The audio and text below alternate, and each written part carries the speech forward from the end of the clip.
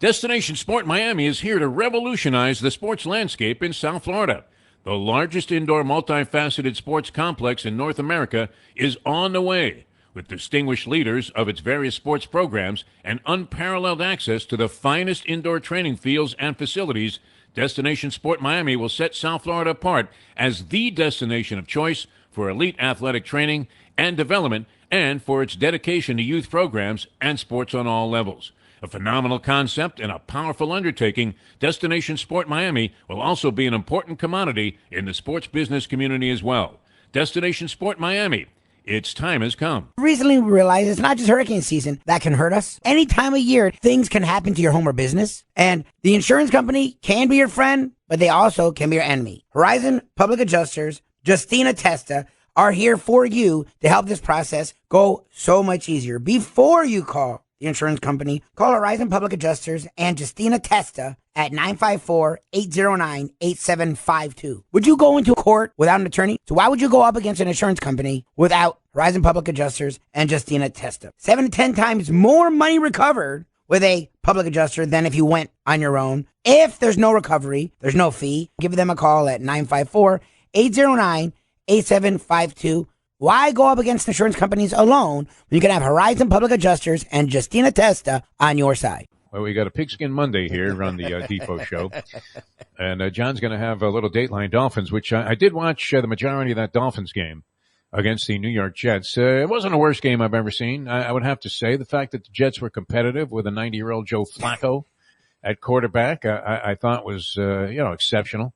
Made it kind of interesting. And then did you see the stunned look on the faces of the Dolphins coaches in the box when Tua actually threw a ball 50 yards down the field? They're like, no! They couldn't believe it. They were stunned. Now, that wasn't the greatest pass. It's not like he hit this guy Hollins in stride or anything, who was wide open. I mean, it's hard to, imagine what was a bigger blown coverage, that or later on Sunday night in the Chargers game against the Pittsburgh Steelers, when the Steelers had taken the lead in the ball game, and they were 0-230 when trailing by 17 points or more in the fourth quarter. That's historically. You would think the Pittsburgh Steelers, I mean, they were around in the leather helmet days. You would think at some point they might have overcome a 17-point or more deficit in the fourth quarter, scored 3 touchdowns and won the game by shutting the other team out. Steel curtain. I mean, every now and then you might think that they had to rally from the grave in the fourth quarter to win a game. And it's also suspect. It's kind of like red zone statistics, which is another big Phil Mushnick thing, red zone stats. Because how do you judge the level of success or failure if being like 1 inch inside the 20 with a 4th and goal counts the same in the red zone statistics as being at the 1 inch line with a 1st and goal? It's crazy, right? And they'll always, get into all, well, in the red zone, they've done this and that. But the red zone is a pretty wide body of land, is it not? Yes. And there are lots of different circumstances that have to factor into that, depending on how you got there or where you started out. Did you have to go 20 yards? Did you have to go a couple of feet? So how can you measure that all on the same level? There's no real common denominator there. So the stats are crazy. And announcers now are just force feeding us stats. Why? Is that related to gambling also? Yes. I'm not sure that it is, or is it just for lack of anything better to say than to constantly be force feeding us red zone efficiency statistics?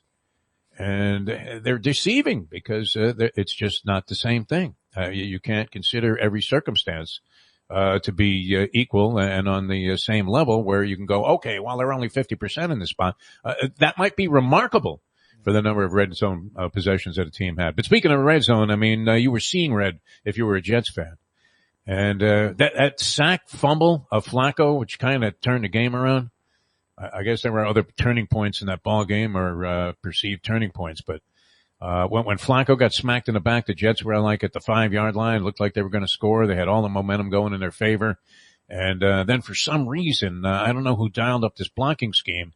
They decided to let a guy just come straight off the right side and into the blind side, or the left side rather, if you were Flacco, and into the blind side of Joe Flacco. And did that not remind you of that opening scene in Saving Private Ryan, the way he got blown up?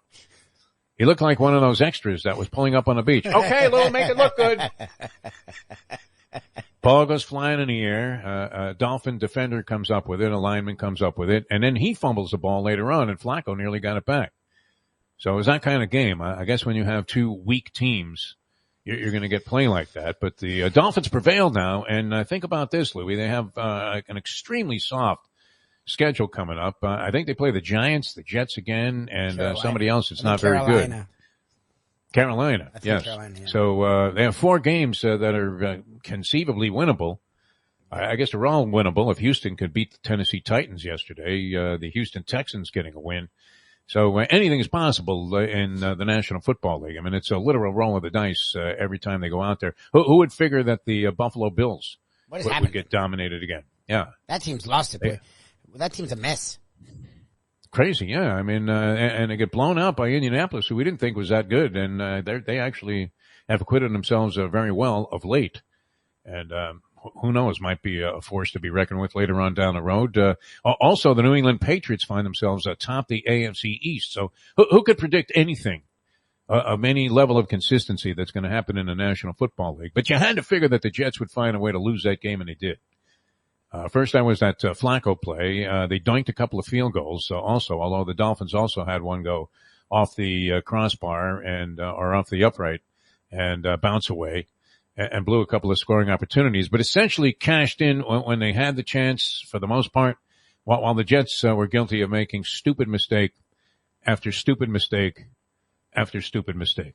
Rex, by the way, buried the hatchet, not in the back, nice, though, of Robert Saleh, exactly. But they buried the hatchet.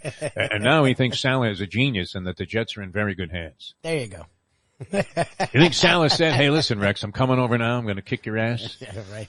If you don't shut your fat mouth.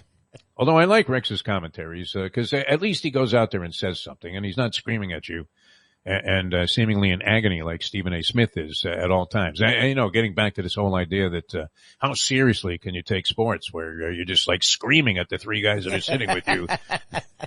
You can't tell me it's not tyranny. Stephen A., man, you're talking about a basketball game, for God's sake. They lost by 3 points. I don't know that you need to stick a needle in your arm and threaten to kill yourself if people don't agree with your opinion on the game. Just absolutely nuts. So the Dolphins now, Miami has the Dolphins, the greatest football team. They take the ball from 20 to 20 like no one's ever seen. Exactly. We're on the ground, we're in the air, we're always in control. Because when you say Miami... Yeah, exactly. Are we hosting the Super Bowl this year? That would be the only way that we have any shot of seeing one with the Miami Dolphins in it. But here they are, Lubie, 4-7, and not that far out of it. Just knocking on the door there, right behind... I hesitate to do that because you don't want to knock us off the air, but knocking on knock us off the air. Oh, there was somebody at the door? Knocking on the door. And, they all of a sudden find themselves, at least halfway alive after losing 7 straight. They've now won 3 in a row. So that was big. And an interesting day all around the National Football League. Many, many different things happening. And we're about to go Dateline Dolphins and look all around pro and college football with one of the outstanding analysts, 21 years with ESPN, 25 according to his father, who was angry when he said that how could they let this guy go, which is amazing. I saw you all over TV again yesterday. John Congemi, part of the pre- and post-game packages with the Miami Dolphins coverage on the local station here that carries the game, CBS 4, a dynamic station. And you carry Jim Barry and the other guys on the Mike Cunha. They're like, I don't know what happened out there. And then they go, let's go to John Congemi, and boom, there's your perfect dissection, as if you were in a chemistry lab and dissecting a frog. Just incredible. How are you, John? Good to have you on the program, by the way. Hey, thanks for having me, guys. And it's been fun actually covering the Dolphins the last 3 weeks. You string a couple of wins together, and now you start to look down the road and you see some teams that are beatable, or maybe just as beatable as they think that the Dolphins are when they see them on the schedule sometimes. So it's one of those things where there's starting to get a little bit more excitement around the building, more excitement with this football team, because I think the quarterback and the team is playing closer to the standard that they had set earlier in the year. How is it? You always hear that football coaches and teams, and I don't know, you would know this better than I would. Do they really script the first 15 plays regardless of how the other team is lining up against you? By the time you get to play 13 and you're getting shellacked, do you think it's time to deviate from the program? But whatever the Dolphins do offensively on their very first drive of a lot of the games that I've watched, it's sensational. They look in perfect sync, and you're thinking, wow, they're using Tua, except for maybe an occasional stretch down the field, in exactly the fashion that you would like to see him, and he's going to prosper, and he's got the right guys around him. But then it kind of fizzles out. So what is it about that first drive? Because that was once again like a thing of beauty, and you thought they were going to blow the Jets straight into the Hudson River.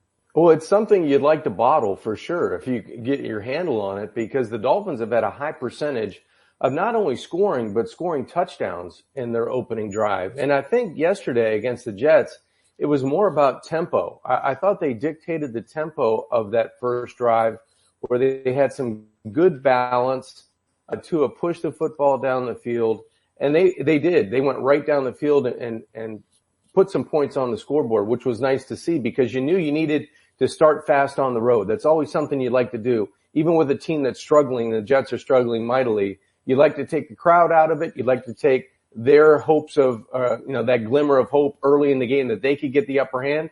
And I think the Dolphins did that. Now, whether they're scripting plays or not, I'm not quite sure. I've done that in the past. And Defo, to your point, sometimes if you go 3 and out, you throw the script out as well. Yeah. You kind of abandon that thing.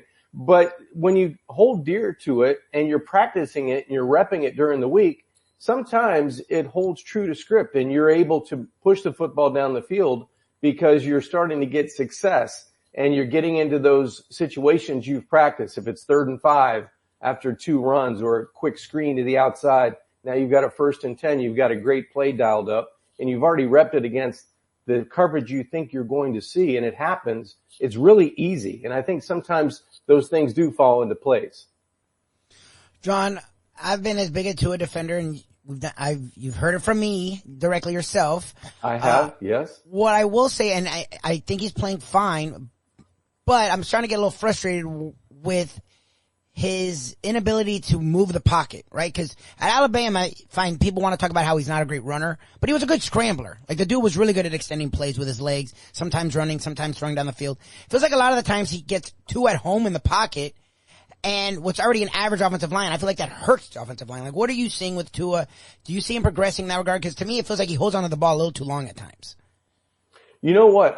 I'm taking a look at that from the other side. Okay. I'm thinking that's a good thing for Tua because the line's going to get better. Protection is going to get better. I think those guys are going to continue to improve in front of him. And if he bails too early, sometimes you give up on plays where guys are just about ready to get open, but you've already gone out from the pocket and you've already flushed yourself instead of letting the defense flush you out, right? And now you're off of that guy. Gesicki just might be in the clear, or you might just get Hollins on a deep end cut, but you're out of there already and you have no chance to get there.